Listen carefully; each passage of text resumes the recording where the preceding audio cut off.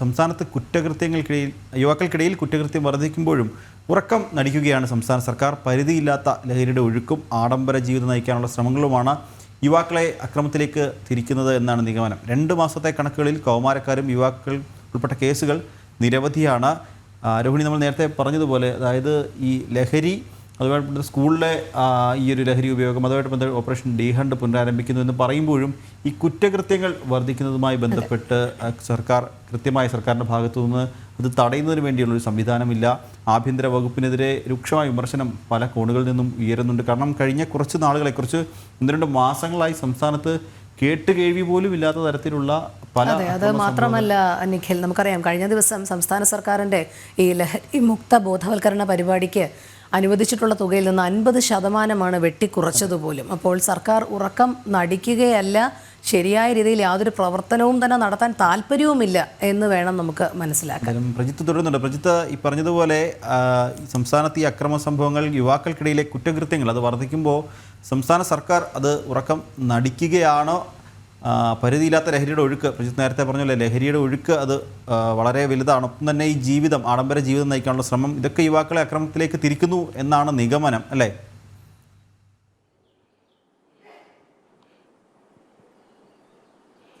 നിഖിൽ, അതിൽ കുറേയധികം വശങ്ങളുണ്ട്. പ്രത്യേകിച്ച് ഈ ലഹരി മരുന്നിൻ്റെ വ്യാപനത്തെക്കുറിച്ച് ഇപ്പോഴല്ല നമ്മൾ ചർച്ച ചെയ്ത് തുടങ്ങേണ്ടിയിരുന്നത്. കഴിഞ്ഞ കുറച്ച് കാലങ്ങളായി, ഏകദേശം ഒരു 1-2 വർഷം മുൻപ് തന്നെ ഈ വിഷയത്തിൽ പല കേന്ദ്രങ്ങളിൽ നിന്ന് മുന്നറിയിപ്പുകൾ വന്നിരുന്നു. സംസ്ഥാനത്തിൻ്റെ എക്സൈസ് സംവിധാനം പൂർണ്ണമായി പരാജയപ്പെട്ടിരിക്കുകയാണ് എന്നുള്ള നിരീക്ഷണങ്ങൾ ഉണ്ടായിരുന്നു. നമ്മളും ഇത് സംബന്ധിച്ച നിരവധി വാർത്തകൾ നൽകിയിരുന്നു. പ്രത്യേകിച്ച് സ്പെഷ്യൽ ഡ്രൈവുകളും മറ്റുമൊക്കെ സംഘടിപ്പിക്കുമ്പോൾ പോലും ആവശ്യത്തിന് ഉദ്യോഗസ്ഥരില്ലാതെ എക്സൈസ് പോലുള്ള ഒരു സംവിധാനം പരാജയപ്പെട്ടിരിക്കുന്നു. വിവിധ തസ്തികകളിൽ ആളുകളില്ല, പരിശോധന നടത്താൻ ഉദ്യോഗസ്ഥരില്ല, വാഹനങ്ങളില്ല, ഇന്ധനമടിക്കാൻ പൈസയില്ല, ഇങ്ങനെ തുടങ്ങിയിട്ട് ഒരുപാട് വിഷയങ്ങൾ അന്നേ നമ്മൾ ചൂണ്ടിക്കാട്ടിയതാണ്. അതിനുശേഷം സംസ്ഥാനത്തിന്റെ വിവിധ ഭാഗങ്ങളിൽ ലഹരി മരുന്ന് കേസുകളുടെ വ്യാപനം ഉണ്ടാകുന്നത് കണ്ടു.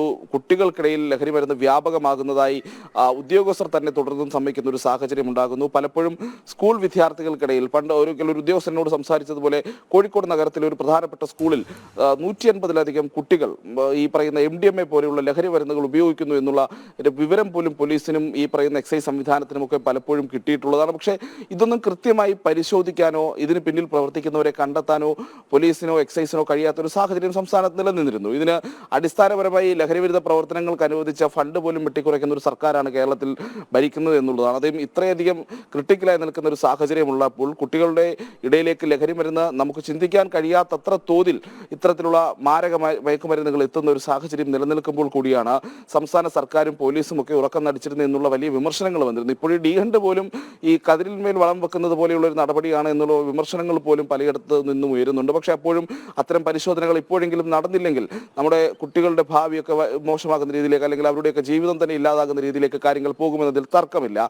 ഈ ഡി ഹണ്ട് പോലെയുള്ള പരിശോധനകൾ കൂടുതൽ വ്യാപകമാക്കേണ്ടിയിരിക്കുന്നുണ്ട്. അതോടൊപ്പം തന്നെ ഇതിന് പിന്നിലുള്ള ഒരു സാമൂഹിക യാഥാർത്ഥ്യം കൂടി പഠനങ്ങൾക്ക് വിധേയമാക്കേണ്ടതുണ്ട്. പ്രത്യേകിച്ച് ലഹരി മരുന്ന് ഉപയോഗിക്കുന്നവരുടെ എണ്ണം കൂടി വരുന്നു. അതിൽ വിദ്യാർത്ഥികളുണ്ട്, വിദ്യാർത്ഥിനികളുണ്ട്, യുവാക്കളുണ്ട്, വീട്ടമ്മമാരുണ്ട്. അങ്ങനെ വലിയൊരു വിഭാഗം തന്നെ ലഹരി മരുന്നുകൾ ഉപയോഗിക്കുന്നുണ്ട്. അതോടൊപ്പം തന്നെ ഈ ലഹരി മരുന്ന് കച്ചവടത്തിലൂടെ പണമുണ്ടാക്കാം എന്ന് ചിന്തിക്കുന്നവരുടെ എണ്ണവും ഈ യുവാക്കൾക്കിടയിലും യുവതി യുവാക്കൾക്കിടയിലും കൂടി വരുന്നുണ്ട്.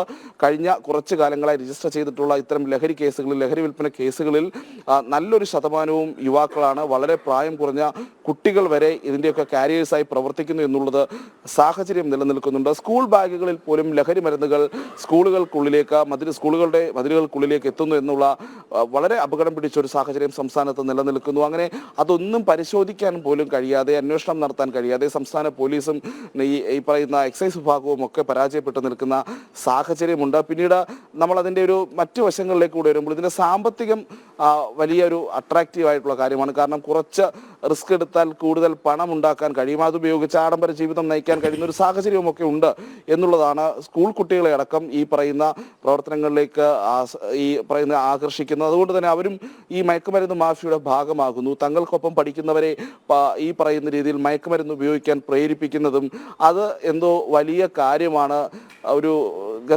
നമ്മൾ സ്കൂളിലൊക്കെ പറയുന്നത് പോലെ അല്പം ഗത്തുള്ള കാര്യമാണെന്നൊക്കെ പറയുന്നത് പോലെ ഒക്കെയുള്ളൊരു പ്രചാരണമൊക്കെ നടക്കുന്നു. മയക്കുമരുന്ന് ഉപയോഗിക്കാത്തവർ, കഞ്ചാവ് വലിക്കാത്തവരൊക്കെ മോശമാണെന്ന് പറയുന്ന ഒരു സാഹചര്യത്തിലേക്ക് പോലും നമ്മുടെ ചില സ്കൂളുകളിലൊക്കെ കാര്യങ്ങൾ പോകുന്നുണ്ട്. കഴിഞ്ഞ കുറച്ച് ദിവസങ്ങൾ തന്നെ പുറത്തു വന്ന വീഡിയോ ദൃശ്യങ്ങൾ പോലും ഇതിനൊക്കെയുള്ള തെളിവാണ്, വാർത്തകൾ ഇതിനുള്ള തെളിവാണ്. സ്കൂൾ കുട്ടികൾ സംഘം ചേർന്ന് കഞ്ചാവും മയക്കുമരുന്നും ഒക്കെ ഉപയോഗിക്കുന്ന സാഹചര്യം ഉണ്ടാകുന്നു. ഇതിന് മറ്റു കുട്ടികളെ പ്രേരിപ്പിക്കുന്ന സാഹചര്യം ഉണ്ടാകുന്നു.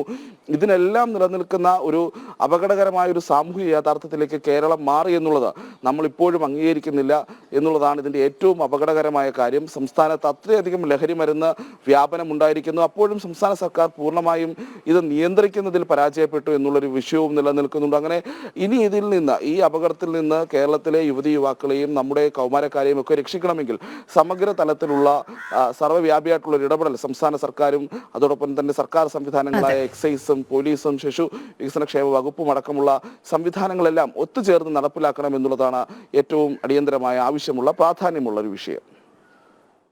ശരി പ്രജിത്ത്, എന്തായാലും ഒരു വലിയ വിപത്തായി ലഹരി നമ്മുടെ സംസ്ഥാനത്ത് മാറിക്കൊണ്ടിരിക്കുകയാണ്. ഇത് തടയിട്ടേ മതിയാകുകയുള്ളൂ. അതിനായി ഭരണകൂടങ്ങളും സമൂഹവും ഉണ്ടാകുന്ന ഭവിഷ്യത്ത് നമ്മൾ ചിന്തിക്കുന്നതിലും അപ്പുറമായിരിക്കും, വളരെ വലുതായിരിക്കും. അതെ തീർച്ചയായും.